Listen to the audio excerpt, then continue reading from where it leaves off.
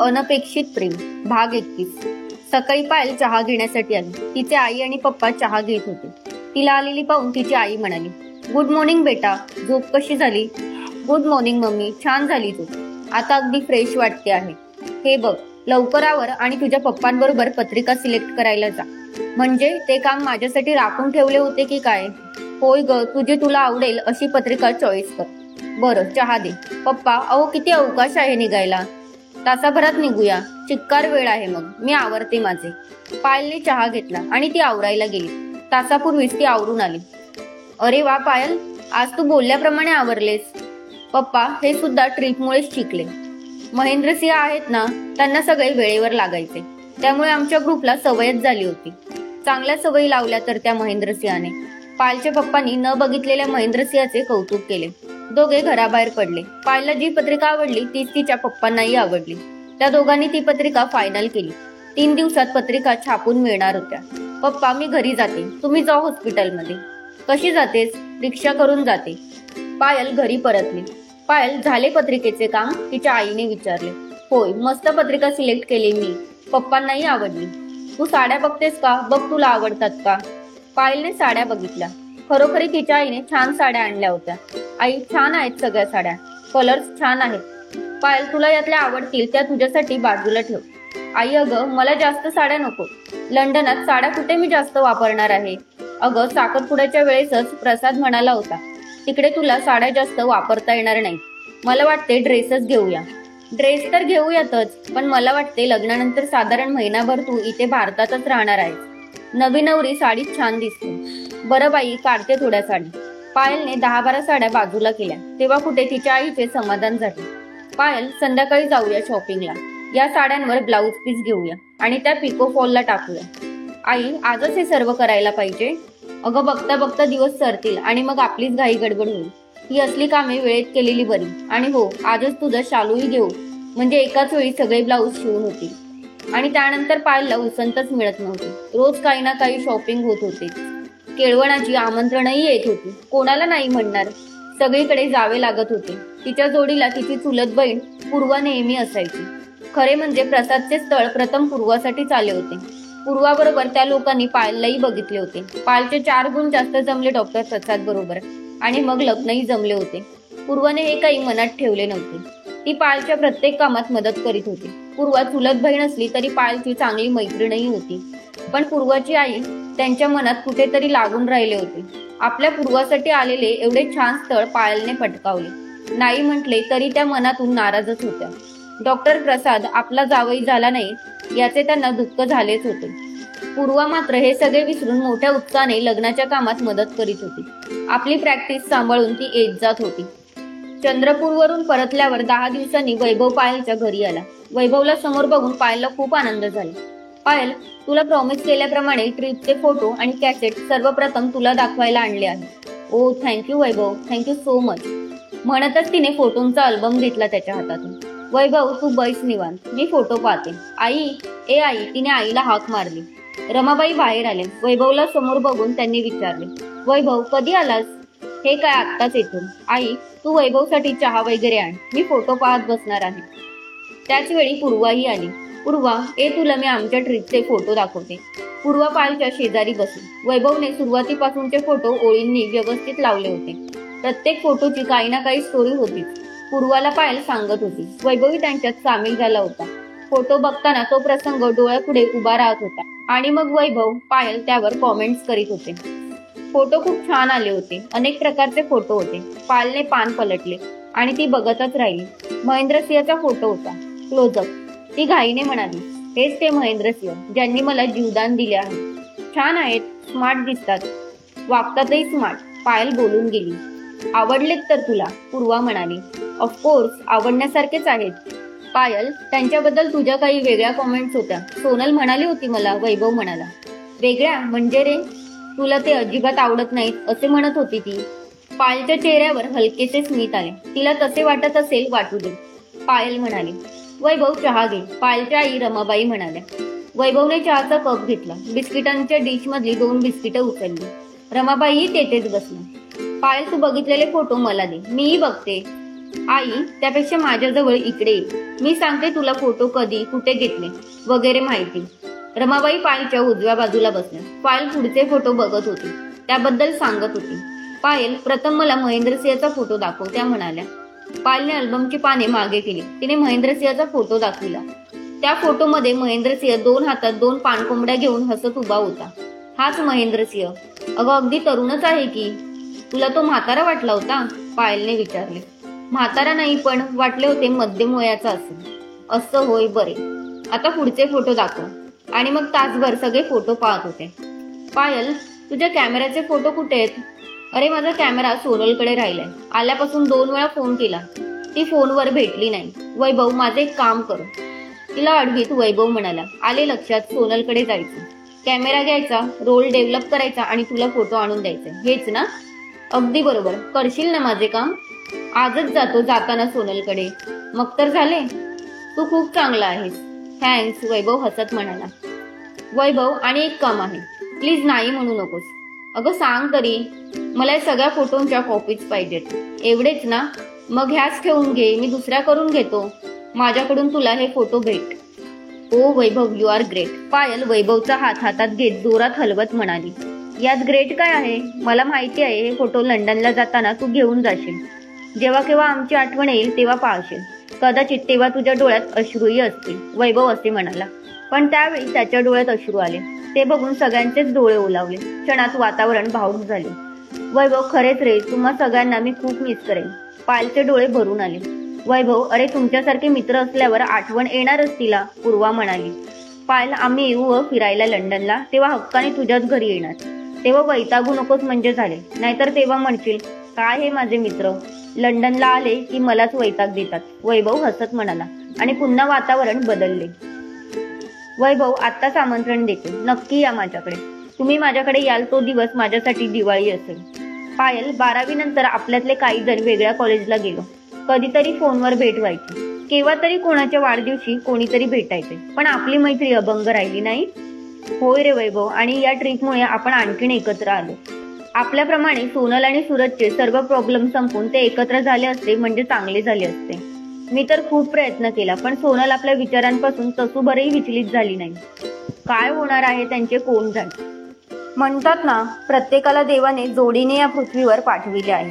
Problem आले तरी ती जोडी जमेलच, तसे नसेल तर काही उपयोग नाही, पायल म्हणाली. तुझा विश्वास आहे या गोष्टींवर? नसायला काय झाले, माझेच बघ ना. या पूर्वासाठी डॉक्टर प्रसादचे स्थळ आले होते आणि जमले माझे. पूर्वा, तुला काय वाटते? मलाही पायलचे म्हणणे पटते. जोडी वरूनच ठरून येते, असे म्हणत पूर्वानेही त्या दोघांच्या संवादामध्ये भाग घेतला. पायल, आमच्यासाठी लग्नाचे काही काम असल्यास जरूर सांग, नाहीतर कामापुरती आम्हाला परके समजतील. नाही रे बाबा, तशी कशी समजेन मी, नक्की सांगेन. चल निघू मी. कॅसेट रात्री बघते, राईट मारून घेते. चालेल, मी 2-4 दिवसात फेरी मारतो. सोनलच्या घरी जायचे विसरू नकोस. तू त्याची काळजी करू नकोस. चल बाळा, बाय. वैभव निघून गेला. पायलने आणि पूर्वाने सर्व फोटो पाहिले. पुन्हा सर्व तिच्या आठवणी ताज्या झाल्या. पायल, आज मी इथेच राहते. तुझ्या धमाल ट्रिपची कॅसेट बघते, पूर्वा म्हणाली. मग तर छानच, मम्मीला फोन करून कळवते. पूर्वाने तिच्या घरी तसे कळविले. दोघी बहिणी गप्पा मारीत बसल्या. अर्थात विषय होता ट्रिपचा, चंद्रपूरचा आणि महेंद्रसिंहचा. पायल, तुला ते गाव खूप आवडलेले दिसते. आवडले एवढे खरे. 2-4 दिवसांसाठी चेंज म्हणून आवडले असेल. होय, तसेही असेल. थोड्या वेळाने अंकुश घरी आला आणि त्याच्या पाठोपाठ तिचे पप्पा सदाशिवरावही घरी आले. पायलने मोठ्या उत्साहाने फोटो दोघांना दाखवले. रमाबाईंप्रमाणे सदाशिवरावांनी महेंद्रसिंहचा फोटो आवर्जून बघितला, त्याचे कौतुक केले. पायल खुश झाली. पप्पा, आज आपण लवकर जेऊया, म्हणजे सगळे मिळून कॅसेट बघून. पूर्वा त्यासाठी राहिली आहे. चालेल, अंकुशही म्हणाला. रात्री सगळे कॅसेट बघायला बसले. सुरुवात सगळेजण गाडीत बसण्यावरून झाली. थोडे रस्त्याचे शूटिंग, गाडीतले, आणि मग चंद्रपूरला वाड्यासमोर उतरलेले. पायल माहिती देत होती. हा सूरजचा वाडा, इथे राहतात ते. हे त्यांचे गेस्ट रूम. आम्ही इथेच राहिलो. कॅसेट आणि अधूनमधून पायलची कॉमेंट्री. त्यामुळे बाकीच्या चौघांना सर्व काही डिटेलमध्ये समजत होते. वैभवने खरोखरी कल्पकतेने शूटिंग केले होते. 4 सीडी झाल्या होत्या. त्याने ट्रिप छान कव्हर केली होती. जंगलाचे चित्रीकरण खूपच छान झाले होते. ते पाहताना अंकुश म्हणाला, मस्त मज्जा केली म्हणायची तुम्ही. मी आलो असतो तुमच्याबरोबर तर मलाही हा वेगळा अनुभव बघायला मिळाला असता. जंगलाची माहिती देणारा महेंद्रसिंह, झाडे, पक्षी आणि बरेच काही. वैभवने व्हिडिओ शूटिंगचे तंत्र चांगलेच आत्मसात केले. एखाद्या प्रोफेशनल सारखे त्याने सर्व शूटिंग छान केले आहे. सदाशिवरावही खुश होत म्हणाले. बरे झाले वैभवने कॅसेट दिली बघायला. मलाही घर बसल्या यांची ट्रिप बघायला मिळते. रमाबाई म्हणाल्या. पायल, मला तरी विचारायचं होतंस, मी नक्की आले असते, पूर्वा म्हणाली.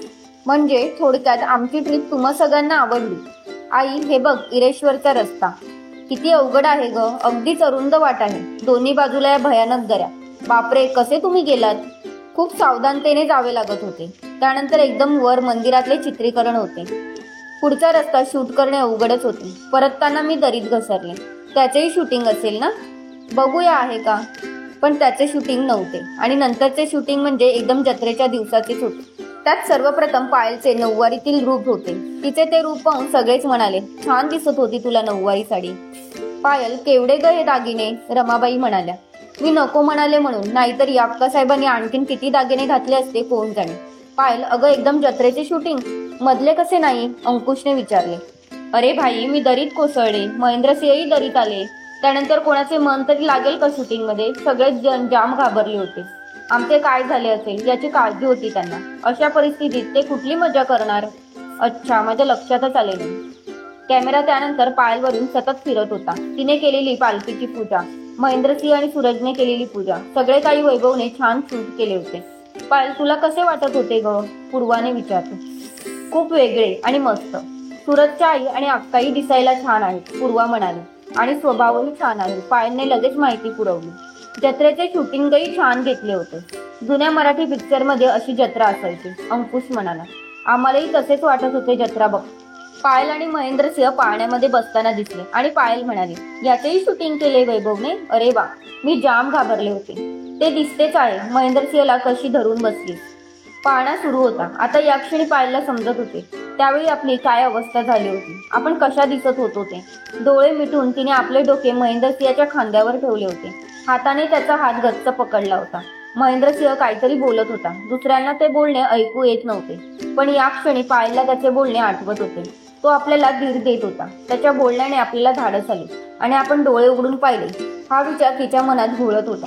तिने बघितले, ती स्क्रीनवर दिसत होती. सगळ्यांना हसून हात करीत होती. बघ दादा, मी सुद्धा यात बसू शकते.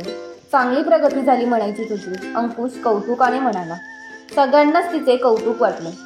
दुसऱ्या दिवसाचे जत्रेचे शूटिंग आणि त्यानंतर रात्रीचे शूटिंग होते. प्रत्येकाने केलेली धमाल होती. महेंद्रसिंहने माऊथ ऑर्गनवर वाजवलेल्या गाण्यांच्या धून आणि त्यावर नाचणारी मुले आणि पायलची आठव तुझी येता म्हणे ही कविता म्हणताना झालेली तिची भावविभोर अवस्था. त्यानंतर सर्वांनी तिला डॉक्टर प्रसादवरून चिडवलेले. पायल, कविता छान होती, कधी केलीस?